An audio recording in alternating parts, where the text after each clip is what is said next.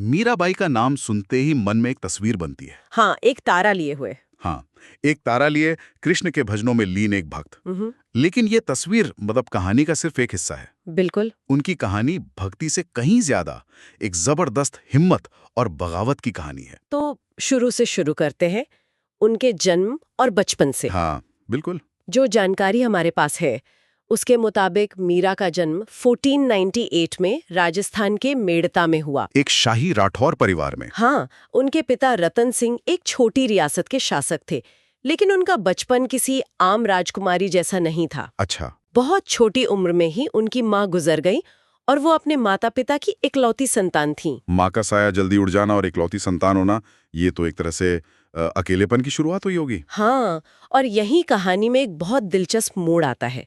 माँ के निधन के बाद उनकी परवरिश की उनके दादा राव दूदा जी ने। ओके। और ये समझना जरूरी है कि राव दूदा एक तरफ तो एक कुशल योद्धा और शासक थे, राजनीति, युद्ध, ये सब बखूबी समझते थे, लेकिन महल के अंदर का माहौल उन्होंने पूरी तरह से आध्यात्मिक बना रखा था। ये तो एक तरह का विरोधाभास हो गया, मतलब बाहर युद्ध और राजनीति और अंदर भक्ति और सत्संग। और शायद इसी विरोधाभास ने मीरा के चरित्र की नींव रखी।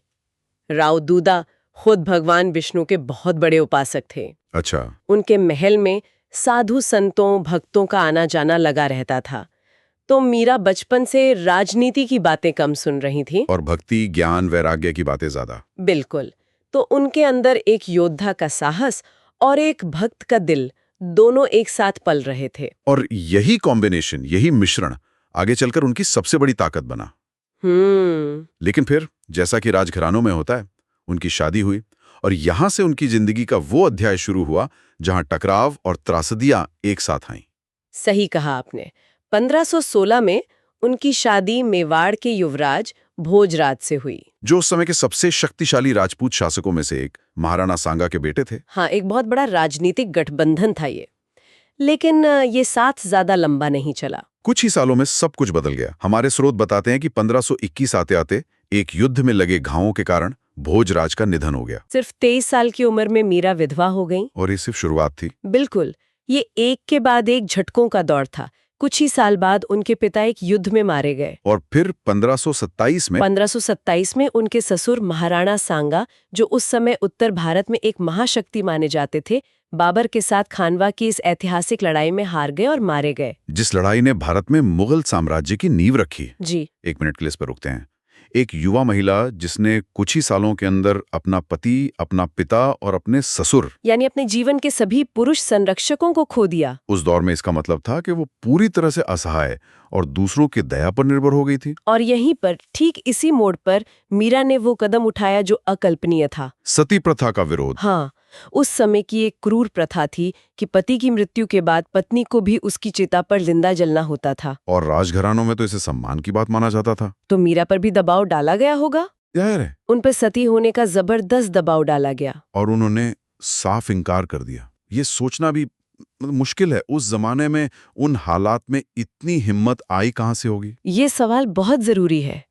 उनका ये इनकार सिर्फ एक प्रथा का विरोध नहीं था, ये उस पूरे सामाजिक ढांचे को चुनौती थी। तो ये हिम्मत आई कहां से? शायद उन्हीं दो जगहों से जिसकी हमने अभी बात की थी। उनके अंदर का योद्धा और भक्त। बिल्कुल, उनके अंदर का योद्धा जिसने अन्याय के सामने झुकने से इनकार कर दिया, और उनके अंदर का भक्त जो ये मान चुका था कि उसका असली संबंध तो कृष्ण से है, किसी सांसारिक पति से नहीं। तो ये उनकी तरफ से एक ऐलान था कि मेरी जिंदगी अब तुम्हारे नियमों से नहीं, मेरी भक्ति से चलेगी। हाँ, एक तरह से यही ऐलान था। तो यहीं से उनके पारंपरिक जीवन का अंत हुआ और एक नए टकराव भरे आध्यात्मिक सफर की शुरुआत हुई, क्योंकि उनके ससुराल वालों ने ये बगावत बर्दाश्त नहीं की होगी। बिल्कुल नहीं की।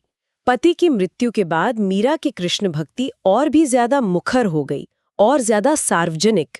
वो मंदिरों में जाती, कृष्ण की मूर्ति के सामने नाचती गाती, साधु संतों की मंडलियों में बैठ के भजन करती। और ये सब एक राजघराने की विधवा के लिए सारे नियमों के खिलाफ था। हाँ, एक विधवा से उम्मीद की जाती थी कि वो शोक में, एकांत में सादा जीवन जिए। उसका सार्वजनिक रूप से नाचना गाना तो दूर, खुश दिखना भी अपमानजनक माना जाता था। और समझने वाली बात यह है कि ये सिर्फ नियमों की बात नहीं थी। एक राजघराने की विधवा का शोक उस परिवार की इज्जत का प्रतीक था। अच्छा। मीरा का सार्वजनिक रूप से आनंद में डूबकर नाचना गाना उनके ससुराल वालों के लिए ऐसा था मानो वो पूरी दुनिया के सामने कह रही हो कि उन्हें अपने पति की मौत का कोई दुख नहीं है। और ये उस पितृसत्तात्मक समाज में परिवार के सम्मान पर सीधा हमला था। बिल्कुल। तो उनका ये भक्ति प्रदर्शन असल में एक तरह का राजनीतिक और सामाजिक विद्रोह भी बन गया। हाँ, इसे पूरी तरह से एक विद्रोह के तौर पर ही देखा गया। उनके देवर, जो अब मेवाड़ के शासक थे, इसे राजघराने की घोर बेइज्जती मानते थे।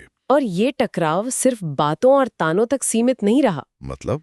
उन्हें जान से मारने की कोशिशें हुई। हाँ, सिर्फ इसलिए कि वो भजन गा रही थीं। ये तो आज के जमाने में सोचना भी नामुमकिन लगता है। हाँ, ये बात वाकई चौंकाने वाली है।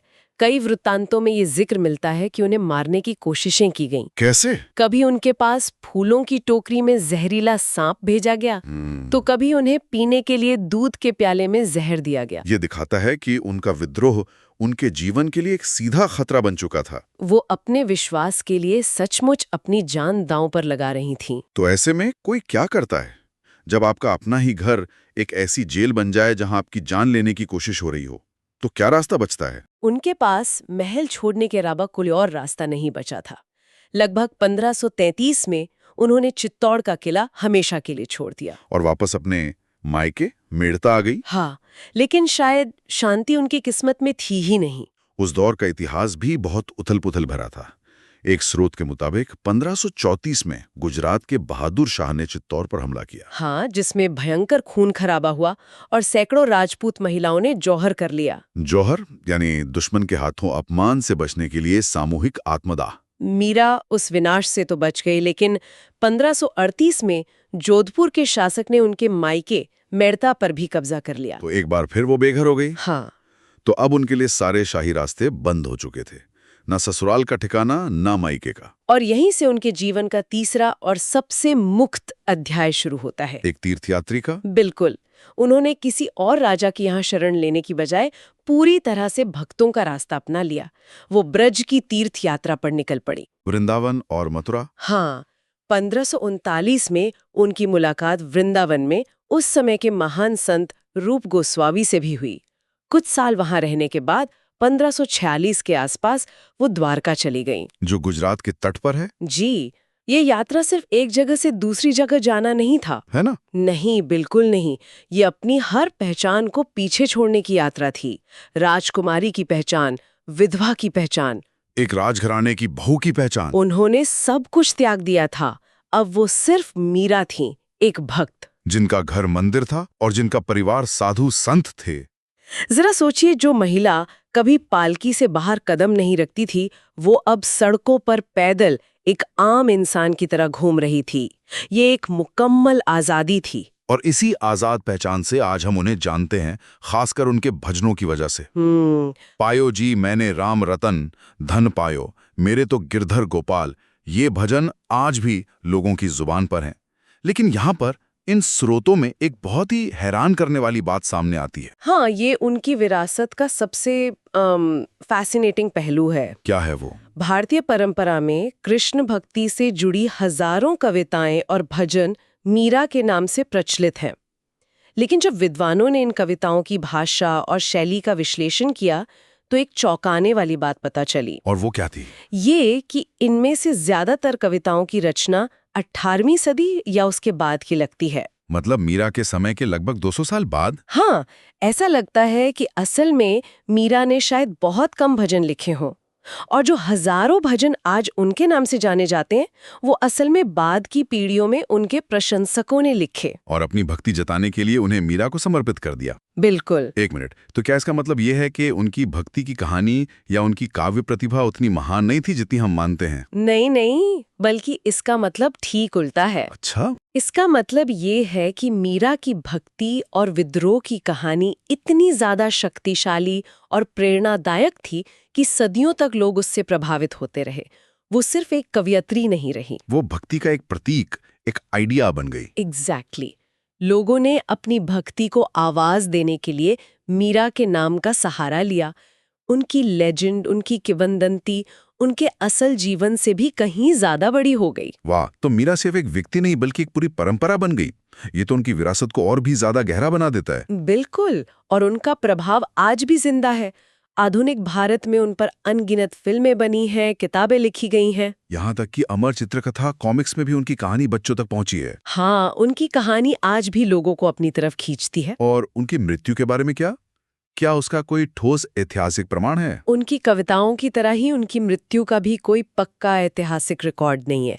बस एक लोकमान्यता है, एक किंवदंती। क्या कहती है वो? कहा जाता है कि 1560 के आसपास द्वारका के रणछोड़ जी मंदिर में भजन गाते गाते वो कृष्ण की मूर्ति में समा गईं। जाहिर है ये ऐतिहासिक तथ्य नहीं है, लेकिन ये एक बहुत ही पोएटिक एंड है। हाँ, जो दिखाता है कि उनकी भक्ति किस हद तक थी और लोग उन्हें किस नजर से देखते थे। तो आज के इस पूरी चर्चा को अगर हम समेटें तो जो स्रोत हमारे पास हैं उनसे मीराबाई की एक बिल्कुल नई तस्वीर उभरती है। पहली और सबसे अहम बात तो ये कि वो सिर्फ एक संत कवयित्री नहीं थी।